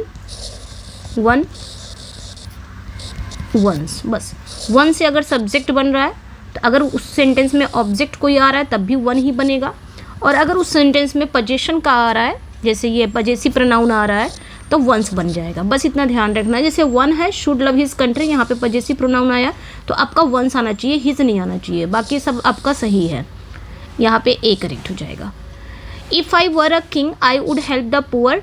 टाइप ऑफ कंडीशनल बताना है। ये कौन सा टाइप है कंडीशनल का? ये कौन सा टाइप है ये बताना है। अगर मैं राजा होता तो मैं गरीबों की सहायता करता। भाई ये एक इमेजरी सेंटेंस है ना, इमेजरी सिचुएशन बता रहा है, एक हिपोथेटिकल सिचुएशन है। अगर मैं राजा होता तो मैं ये करता। तो ये वाला क्या होता है कि इफ़ प्लस सब्जेक्ट प्लस वर, और जो दूसरा क्लॉज होगा subject plus would plus V1, इसे सेकंड कंडीशनल सेंटेंस कहते हैं, है ना। बाकी थर्ड जो है ये आपका किस में जाएगा? हैड। जो इफ़ वाला क्लॉज है वो हैड प्लस V3 में जाएगा, और इधर वाला आपका वुड हैव प्लस V3 में जाएगा। बाकी फर्स्ट कंडीशनल जो है इफ़ वाला जो पोर्शन है वो आपका सिंपल प्रेजेंट में जाएगा, और इधर वाला क्लॉज विल या शैल में जाएगा। विल या शैल, ठीक है, विल या शैल प्लस V1, ये ध्यान रखना। जीरो कंडीशनल में क्या होता है? जो इफ़ वाला जो क्लॉज होता है उसमें भी सिंपल प्रेजेंट आएगा, और जो दूसरी क्लॉज होगी उसमें भी सिंपल प्रेजेंट आएगा, दोनों ही पैरेलल होते हैं। तो ये चीज़ें ध्यान रखनी है। ओके, नेक्स्ट पे आएंगे। ही कन्फेस्ड हिज, ठीक है, he confessed his guilt change to complex. Complex में चेंज करना है। उसने अपनी गिल्ट को क्या किया? कन्फेस किया, है ना। तो हम क्या करेंगे? कॉम्प्लेक्स में अगर पूछ रहा है तो कॉम्प्लेक्स में एक आपका प्रिंसिपल क्लॉज होना चाहिए, ठीक है, एक आपका प्रिंसिपल क्लॉज होना चाहिए, और एक या एक से ज़्यादा आपके सबॉर्डिनेट क्लॉज होने चाहिए। ये आपका कॉम्प्लेक्स है। तो he made a confession of guilt, ये तो पूरा एक सेंटेंस है, ठीक है। He confessed and was guilty, ये भी नहीं है, ये भी नहीं है, ये आपका सही हो जाएगा। He confessed that he was guilty. तो देखिए ही कन्फेस ये आपका प्रिंसिपल क्लॉज है, और एक आपका क्या है? सबॉर्डिनेट क्लॉज है। तो कॉम्प्लेक्स में यही होता है, प्रिंसिपल क्लॉज एक होना चाहिए, और एक आपका सबॉर्डिनेट भी होगा, एक से ज़्यादा भी हो सकते हैं, लेकिन जो आपका प्रिंसिपल क्लॉज होगा यानी कि मेन क्लॉज वो एक ही होना चाहिए। Although he is poor he is honest change to simple. इसको सिंपल में करना है। हालांकि वो गरीब है, वह ईमानदार है, इसको सिंपल में करना है। तो सिंपल में हम कैसे कर सकते हैं? या तो हम इंस्पाइट लगा के, डिस्पाइट लगा के, इन्फिनिटिव करके, पार्टिसिपल करके, ऐसे हम उसको सिंपल में कर सकते हैं, और जिसका सिर्फ एक सब्जेक्ट होता है, एक वर्ब होती है, एक फिनिट वर्ब होता है, बस। तो ही इज़ पुअर बट ऑनेस्ट ये होगा नहीं, क्योंकि इसमें देखिए कंजंक्शन जुड़ा हुआ है। He is poor but honest ये होगा नहीं। He is poor and honest ये भी नहीं होगा, ये आपके कंपाउंड में जा सकता है। बीइंग पुअर एंड ऑनेस्ट या in spite of being poor he is honest, कौन सा करेक्ट हो जाएगा? ठीक है। और ऑल्दो जो है ये आपका कॉम्प्लेक्स सेंटेंस है, ये पूछा जाएगा तो ये कौन सा सेंटेंस है? कॉम्प्लेक्स सेंटेंस है। आप देखोगे ऑल्दो ही इज़ पुअर, इसमें एक आपका सबॉर्डिनेट क्लॉज है। सबॉर्डिनेट क्लॉज वही होता है जो आश्रित वाक्य होता है ना, आश्रित उपवाक्य होता है। और ही इज़ ऑनेस्ट ये प्रिंसिपल क्लॉज है। तो ध्यान रखना, सिंपल सेंटेंस बनाने के लिए हमें इंस्पाइट या डिस्पाइट का यूज़ करेंगे कि गरीब होने के बावजूद वह ईमानदार है। अब डी सेक्शन में हम लोग आ गए हैं। डी सेक्शन में हम पंक्चुएशन देखेंगे, स्पेलिंग, वर्ड फॉर्मेशन देखेंगे। चलिए, choose the correct punctuated sentence. यहाँ पे हमें बताना है करेक्ट पंक्चुएशन क्या होगा। The teacher said open the door, narration है, कैसे आप इसको सही करोगे। The teacher said open the door, है ना। तो आप जानते हो कि डायरेक्ट स्पीच में रिपोर्टिंग वर्ब सेड के बाद कॉमा लगता है ना। और बाकी जो आपका स्टेटमेंट है, जो बाकी जो स्टेटमेंट है वो आपके इन्वर्टेड कॉमास में आते हैं। जैसे आप देखोगे द टीचर सेड, उसके बाद कॉमा आया, उसके बाद ये जो स्टेटमेंट होगा इसके दोनों ओर क्या लगेगा, इन्वर्टेड कॉमास लगेंगे। सो यहाँ पे बी करेक्ट हो जाएगा। इसका बताना है मिलेनियम, ये भी बहुत पूछा जाता है। मिलेनियम की करेक्ट स्पेलिंग बतानी है, मिलेनियम। इसमें ध्यान रखना, इसमें भी डबल आपके एल आते हैं और डबल एम आते हैं। नहीं सॉरी, एम नहीं आते, एन आते हैं। डबल एल आते हैं, डबल एन आते हैं। मिलेनियम कैसे आप ऐसे इसको याद रख सकते हो, मिल, MIL, मिल, फिर लेन, LEN, लेन, मिल लेन, ठीक है। उसके बाद क्या करोगे, NIUM, मिल। अब ऐसे इसको याद रख सकते हो, मिल लेन नियम, डबल एल आ गया, डबल एम आ गया, ठीक है। सो राइट आंसर यहाँ पे क्या हो जाएगा आपका, बी, मिल लेन नियम। ध्यान रखना है, 1000 साल बोला जाता है इसको। Form an adjective from the noun accident. तो ये जो नाउन है ना एक्सीडेंट, इसका एडजेक्टिव क्या होगा, एक्सीडेंट मतलब दुर्घटना, एक्सीडेंटल आकस्मिक हुआ, एक्सीडेंटली क्या हो जाएगा, एक्सीडेंटली तो एडवर्ब हो जाएगा, ये होगा नहीं, बल्कि जो एक्सीडेंटली है ये आपका एडवर्ब हो जाएगा, ये होगा नहीं, ठीक है। स्पेलिंग ये नहीं है, स्पेलिंग इसकी गलत है एक्सीडेंटली की। खैर, हमारा जो एडजेक्टिव हो जाएगा ना एक्सीडेंट का, वो आपका क्या हो जाएगा, वो आपका एक्सीडेंटल हो जाएगा, ये रहा, ठीक है। Which prefix turns legal into the antonym. तो लीगल का हम ऐसा कौन सा प्रीफिक्स जोड़े जो इसका अपोजिट बन जाए, तो illegal. Choose the correct spelling embarrassment. Embarrassment में इतना याद रखना, डबल आर आता है, डबल एस आता है, लास्ट में MENT आता है। Double R double S, double R double S, double R double S, double R single S, ये कट गया, ये भी कट गया, बचा आपके पास AND। तो दोनों में कोई एक तो सही होगा, ठीक है। देख लेते हैं कौन सा सही है। देखिए यहाँ पे E कर दिया है, ये ध्यान रखना है, A आता है एम्बैरेसमेंट।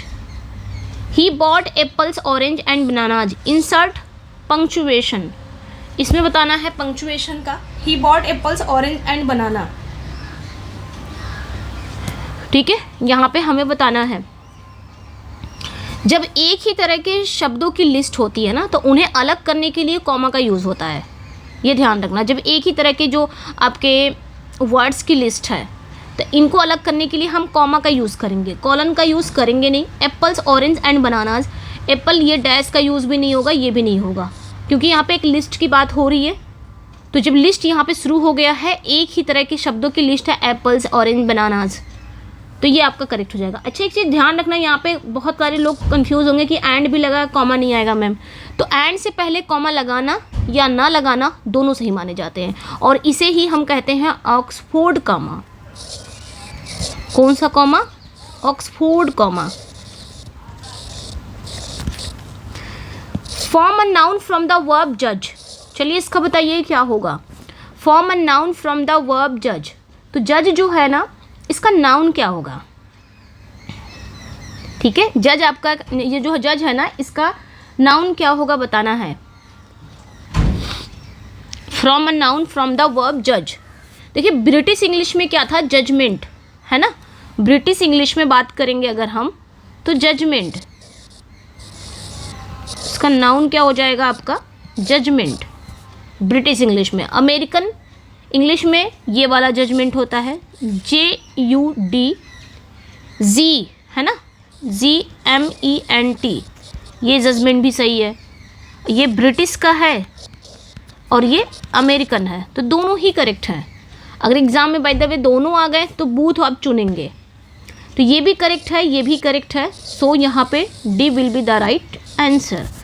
ओके, चलिए next, choose the correct spelling. चलिए इसका करेक्ट स्पेलिंग बताना है, ठीक है, इसकी करेक्ट स्पेलिंग बतानी है। इसे कर्नल ही बोलते हैं, आई थिंक इसे हिंदी में कर्नल ही बोलते हैं, बट इसकी स्पेलिंग क्या होती है ये बताना है। इसकी करेक्ट स्पेलिंग बताएं, मैं उसको छोटा कर देती हूँ। चलिए, हाँ बताना है।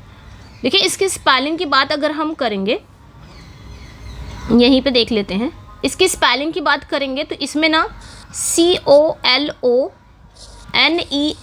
ये रहेगा, कोलोनेल। इसमें आर नहीं लिखा जाता, लेकिन बोला जरूर जाता है कर्नल, इस तरह बोला जाता है, आर लिखा नहीं जाता लेकिन बोला जाता है। सो राइट आंसर यहाँ पे ए हो जाएगा। ओके, नेक्स्ट वन पे आएंगे। Don't is the contraction of. ये जो डोंट है ये किसका कॉन्ट्रैक्शन है, किसका छोटा रूप है, डोंट। तो डोंट याद रखना है, डू नॉट को ही हम लोग बोलते हैं, है ना, डू नॉट को ही तो डोंट बोलते हैं। डजंट, डज नॉट को क्या बोलेंगे, डज नॉट को डजंट करते हैं। इसका कॉन्ट्रैक्शन फॉर्म क्या होगा, डजंट, है ना, इस तरह। Which word is an example of onomatopoeic. तो कौन सा वर्ड है जो ओनोमेटोपोइक का एग्जाम्पल है, तो बज है, ठीक है। एक ऐसे ये जो ओनोमेटोपोइया होता है, ओनोमेटोपिया जो होता है, एक ऐसा शब्द है जो किसी आवाज़, किसी साउंड की नकल करता है। जैसे बज, बज क्या होती है, बज किसकी है, साउंड, मधुमक्खी की बीन बनाने की आवाज़ है ना। Form a verb from the adjective large. तो लार्ज का वर्ब बताना है हमें, ठीक है। लार्ज यहाँ पे एडजेक्टिव है, इसका वर्ब क्या होगा ये बताना है। देखिए लार्ज मतलब बड़ा होता है, जो कि एडजेक्टिव है, और इसी चीज़ को लार्ज मतलब बड़ा, और बड़ा करना क्या हो गया, वर्ब हो गया। तो इसका क्या हो जाएगा, इनलार्ज, ठीक है, क्या हो जाएगा, इनलार्ज हो जाएगा। Select the correct spelling. Bureaucracy की करेक्ट स्पेलिंग बतानी है हमें, ब्यूरोक्रेसी। तो ब्यूरोक्रेसी मतलब क्या होता है, ब्यूरो, कैसे आप, नौकरशाही होता है, कैसे आप इसको याद रखोगे, तो BUREAUCRACY याद रखना, काफ़ी इंपॉर्टेंट भी है, आता भी बहुत है। ए करेक्ट हो जाएगा। Use the correct punctuation, mark the introduce a list. तो बताना है उस करेक्ट पंक्चुएशन हमें चूज करना है जो एक लिस्ट को इंट्रोड्यूस करता है। कौन सा वो पंक्चुएशन मार्क है जो एक लिस्ट को इंट्रोड्यूस करता है, वो बताना है। जब हम किसी लिस्ट को शुरू करते हैं ना तो हम कौन से पंक्चुएशन मार्क का यूज़ करते हैं, कॉलन का, ये वाला, इसका यूज़ करते हैं, कॉलन, ठीक है। जैसे मैंने कहा द इंग्रेडिएंट्स आर, जैसे मैंने लिखा द इंग्रेडिएंट्स, ठीक है, द इंग्रेडिएंट्स आर, ठीक है। अब यहाँ पे ये पूरा एक सेंटेंस हो गया। अब मुझे बताना है कि इंग्रेडिएंट क्या क्या होने चाहिए, मैं एक लिस्ट प्रोवाइड करने जा रही हूँ। तो यहाँ पे कॉलन का मार्क आना चाहिए। देन आप यहाँ पे लिख सकते हो मिल्क, कॉमा लग गया, शुगर, कॉमा लग गया, एंड टी। तो ये है, ये कॉलन का मार्क लग जाता है। Form an adjective from circle. चलिए इसका बताइए क्या होगा, form an adjective from circle, circle का बताना है। तो ध्यान रखना इसका जो राइट आंसर है वो आपका क्या हो जाएगा, सर्कुलर हो जाएगा, ठीक है। एडजेक्टिव इसका क्या हो जाएगा, circular. Choose the correct spelling. इसकी करेक्ट स्पेलिंग हमें बतानी है, क्वी, है ना। इसकी करेक्ट स्पेलिंग, क्वी मतलब होता है लाइन या कतार, क्या होता है, कतार, लाइन। तो इसकी स्पेलिंग क्या हो जाएगी, तो याद रखना QUE, QUE, फिर UE, ये इसकी स्पेलिंग हो जाएगी, QUE, फिर एक बार QE, ठीक है। तो ये ध्यान रखना है। राइट आंसर यहाँ पे ए हो जाएगा। ट्रांसलेशन, सेक्शन ई में हम लोग आ गए हैं। ट्रांसलेशन एंड डीप ग्रामर देखेंगे। चलिए, ट्रांसलेशन क्या है आपका, मेरे पास एक भी पैसा नहीं है। अगर कोई इस तरह बोले तो वो कैसे बोलेगा कि मेरे पास एक भी पैसा नहीं है, उसको आप कैसे बोलोगे। I have not a single paisa, I don't have a single penny, I have no money, या आई एम पेनीलेस। क्या होगा, मेरे पास एक भी पैसा नहीं है। यहाँ पे एक और होना चाहिए था, आई डोंट हैव एनी मनी, है ना, वो भी होना चाहिए था ऑप्शन में। खैर, तो मेरे पास एक भी पैसा नहीं है, इसका क्या हो जाएगा, आई डोंट हैव अ सिंगल पेनी हो जाएगा, बी करेक्ट हो जाएगा। क्योंकि यहाँ पे जो पेनी है ना, इसका यूज़ ना इंग्लिश में पैसे के लिए या जो छोटी मुद्रा के लिए एक एज ए फ्रेज़ यूज़ किया जाता है, पैसे के लिए छोटी मुद्रा। नॉट अ सिंगल पेनी सही फ्रेज़ है ये, नॉट अ सिंगल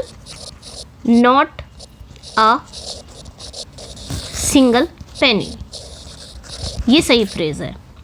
ट्रांसलेट करना है, सच्चाई की हमेशा जीत होती है, इसका बताना है भाई, सच्चाई की हमेशा जीत होती है, इसका आप क्या करोगे, सच्चाई की हमेशा जीत होती है।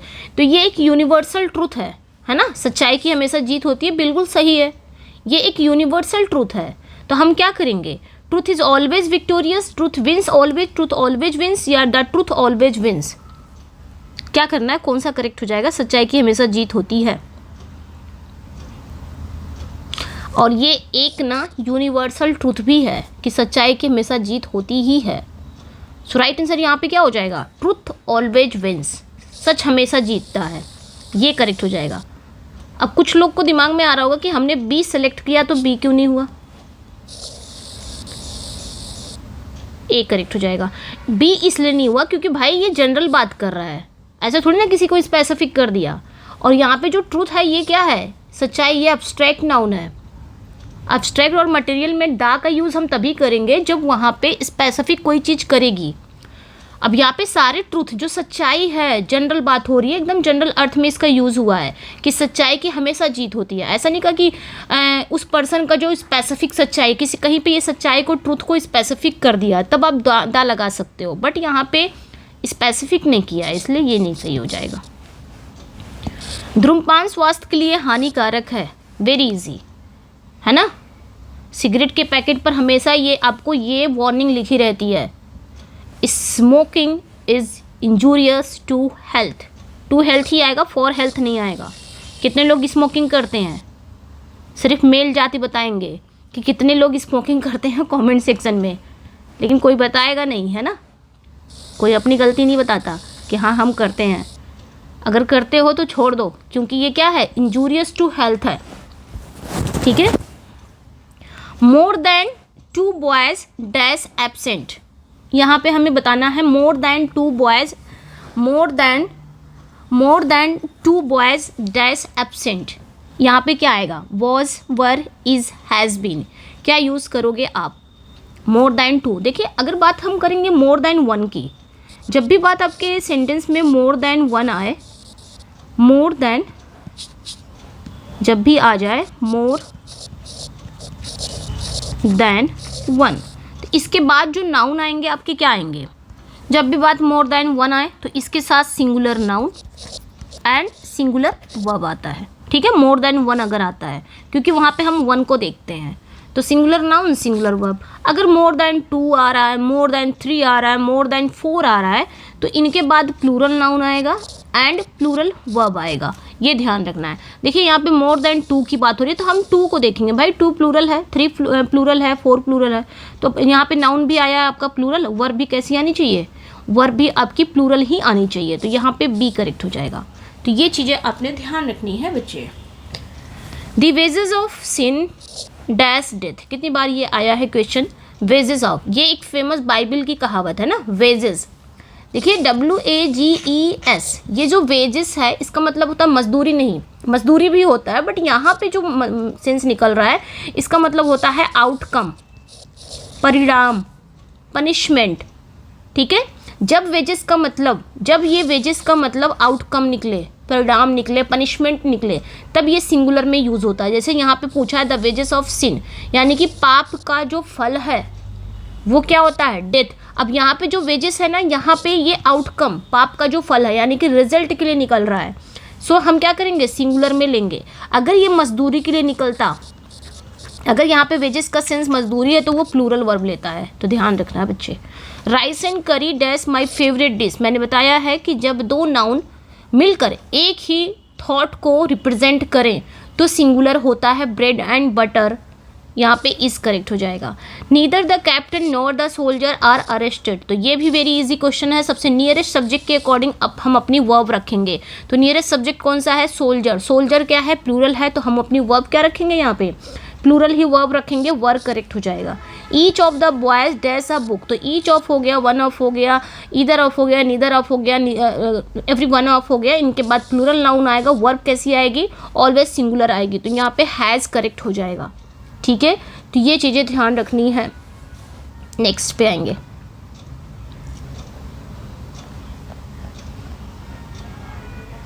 इनके बाद ना सिंगुलर वर्ब आता है और नाउन आते हैं plural. One of my friend dash a doctor, इसका बताना है one of my friends dash a doctor. यहाँ पे क्या होगा? मेरे दोस्तों में से कोई एक दोस्त है जो क्या है? डॉक्टर है। यहाँ पे सारे फ्रेंड की बात थोड़ी ना हो रही है, इस फ्रेंड में से कोई एक ही तो होगा जो डॉक्टर होगा, इसलिए यहाँ पे सिंगुलर वर्ब आ जाएगा। ठीक है, ऐसे भी याद रख सकते हो, बाकी जो आपकी रूल है उसको रट भी सकते हो। वन ऑफ के बाद आपका प्लूरल नाउन आता है एंड सिंगुलर वर्ब आता है। A number of students dash present, यहाँ पे बताना है क्या आएगा? अ नंबर ऑफ स्टूडेंट्स, तो ध्यान रखना अ नंबर ऑफ हो गया, ये भी रूल याद रखना। अ नंबर ऑफ, जब भी आपका अ नंबर ऑफ आए या दी नंबर ऑफ आए, ठीक है, दी नंबर ऑफ आए, तो इसके बाद भी प्लूरल नाउन आते हैं और इसके बाद भी प्लूरल नाउन आते हैं। बट आ नंबर ऑफ के बाद वर्ब कैसी आती है? वर्ब भी प्लूरल आती है। वर्ब कैसी आती है? प्लूरल आती है। और दा नंबर ऑफ के बाद वर्ब कैसी आती है? सिंगुलर वर्ब आती है। ये ध्यान रखना है। ठीक है, तो ये चीज़ें ध्यान रखनी है। सो यहाँ पे आ नंबर ऑफ स्टूडेंट्स प्लूरल क्या आ जाएगा? प्लूरल वर्ब ही आएगा भाई, यहाँ पे आर करेक्ट हो जाएगा। आ नंबर ऑफ स्टूडेंट्स प्लूरल ही आएगा। ठीक है, तो आ नंबर ऑफ प्लूरल वर्ब लेता है, the number of singular verb लेता है, तो यहाँ पे आपका आर इज करेक्ट हो जाएगा, ये ध्यान रखना है। Okay, next, the jury dash divided in their opinion. देखिए यहाँ पे डिवाइडेड की बात हो रही है, दियर आ रहा है, आप लगा दो verb. 50 kilometres that dash a long distance, 50 kilometre, जब आपका डिस्टेंस, ध्यान रखना जब डिस्टेंस हो जाए, डिस्टेंस, टाइम एंड अमाउंट, है ना, डिस्टेंस, टाइम एंड अमाउंट को एक यूनिट के रूप में देखा जाए तो वर्ब ऑलवेज सिंगुलर आती है। 50 किलोमीटर यहाँ पे एक यूनिट के रूप में देखा जा रहा है ना, एक लॉन्ग डिस्टेंस के रूप में देखा जा रहा है। फिजिक्स डैश डिफ़िकल्ट सब्जेक्ट, तो जैसे आपके सब्जेक्ट्स नेम है, फिजिक्स है, मैथमेटिक्स है, इकोनॉमिक्स है, जिसके लास्ट में एस आ जाते हैं।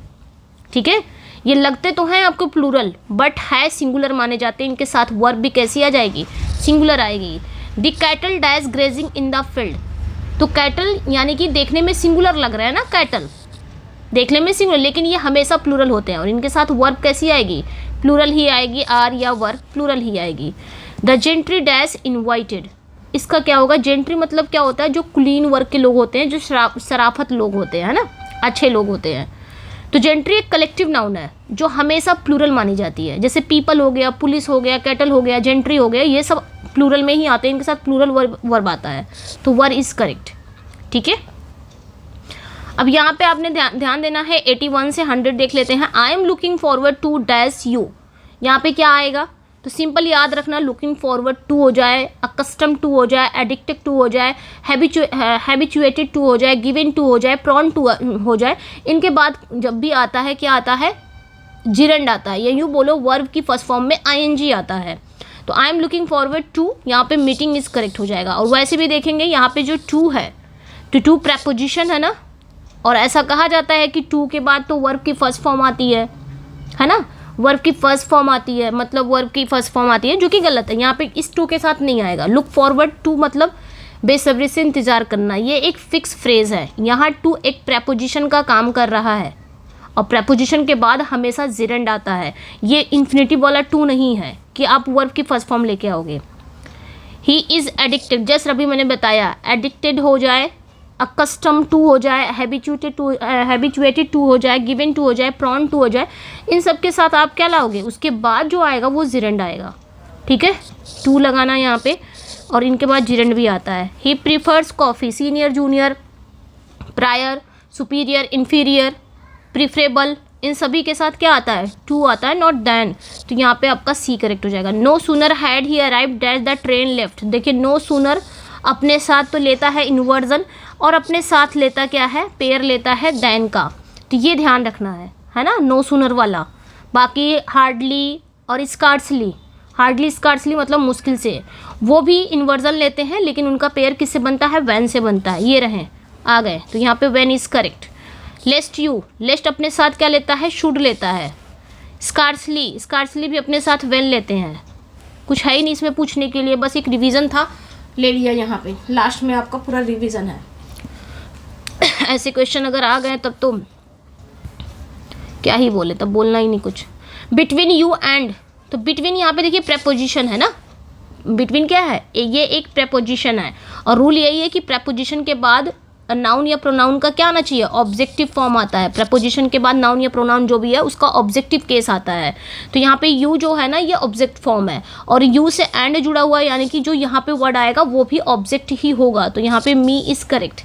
It is I who dash responsible, यहाँ पे देखिए हु रिलेटिव प्रोनाउन है, और इसके पहले आपका क्या है, ऐसा रूल है कि रिलेटिव प्रोनाउन जब आ जाए तो रिलेटिव प्रोनाउन अपने पहले, यानी कि अपने पहले वाले शब्द, जिसको हम एंटेसिडेंट बोलते हैं, तो अपने पहले वाले शब्द के अनुसार उसकी वर्ब रखे जाएंगे। तो यहाँ पे हु रिलेटिव है, इसके पहला जो आई है, आई के अकॉर्डिंग यहाँ पे वर्ब रखी जाएगी, तो एम करेक्ट हो जाएगा। My sister has red pages dash pages of the Bible, बताना है, यहाँ पे थोड़ा रुकूंगी, ठीक है। My sister has red pages dash pages, तो एक चीज़ ध्यान रखना आपने बच्चा कि नाउन प्लस प्रेपो प्लस नाउन, अगर आपका एक साइड नाउन है दूसरी साइड भी नाउन है, बीच में प्रेपोजिशन है, तो ये जो दोनों नाउन होंगे ये सिंगुलर फॉर्म में होंगे, ये दोनों नाउन जो होंगे ये सिंगुलर फॉर्म में होंगे, ये ध्यान रखना है। दोनों नाउन क्या होंगे, सिंगुलर फॉर्म में होंगे। तो जैसे पेजेस डैश पेजेस, यहाँ पे आपका क्या आना चाहिए, प्रेपोजिशन क्या आना चाहिए, आफ्टर, बाई, टू, ऑन, कौन सा प्रेपोजिशन आना चाहिए, तो प्रेपोजिशन आफ्टर दोनों तरफ से आएगा, है ना, दोनों तरफ एक ही नाउन है, और नाउन हमेशा सिंगुलर होता है, तो यहाँ पे पेजेस आफ्टर पेजेस हो जाएगा, और यहाँ पे पेज आफ्टर पेज होगा। गलती ये भी है कि पेजेस आफ्टर पेजेस नहीं है, पेज आफ्टर पेज होगा, ये ध्यान रखना है। और अगर ये कभी सब्जेक्ट बन के आ रहे हैं तो इनके साथ वर्ब कैसी होगी, सिंगुलर वर्ब होगी। जैसे आपका टाउन आफ्टर टाउन हो गया, रो अपॉन रो हो गया, डोर टू डोर हो गया, डे बाय डे हो गया, है ना, तो ये चीज़ें ध्यान रखनी। जैसे मैंने कहा ship, ship after ship, ship after ships, ship after ship, ठीक है। डैश कमिंग, तो यहाँ पे वर्ब क्या आएगी, शिप आफ्टर शिप, यहाँ पे नाउन है, बीच में प्रेपोजिशन है, इधर भी शिप है, तो ध्यान रखना जब भी प्रेपो आए, इधर भी नाउन आए, इधर भी आए, तो दोनों नाउन सिंगुलर होने चाहिए, इक्वल लेंथ के होने चाहिए, यानी कि सिंगुलर होने चाहिए, प्लूरल नहीं होने चाहिए। अब इनके साथ वर्ब क्या आएगी, सिंगुलर वर्ब आएगी, तो यहाँ पे इज कमिंग हो जाएगा, इतना ध्यान रखना है। ओके, तो ये आपने ध्यान रखना है। अब यहाँ पे देखिए, यहाँ पे पेजेस आफ्टर पेजेस है, हम ऐसे बोल सकते हैं, आम लैंग्वेज में हम बोलते हैं बोलचाल की भाषा में, बट ये ग्रामेटिकली देखेंगे तो ये गलत है, पेज आफ्टर पेज हो जाएगा। The sceneries of Kashmir are beautiful, तो भाई ध्यान रखना है, सीनरी एक अनकाउंटेबल नाउन है, इसका कभी प्लूरल नहीं बनता, सीनरीज नहीं बना जाता का, है ना। जब सब्जेक्ट सिंगुलर है तो वर्ब भी सिंगुलर ही आनी चाहिए, तो राइट आंसर यहाँ पे क्या हो जाएगा, the scenery of Kashmir is beautiful, ये करेक्ट हो जाएगा। The scenery of Kashmir is beautiful, अब यहाँ पे सीनरी सिंगुलर है इसलिए वर्ब भी सिंगुलर आनी चाहिए, आर नहीं लगेगा, तो ये ध्यान रखना है। ही gave me an advice, correct the sentence, he gave me an advice बताना है।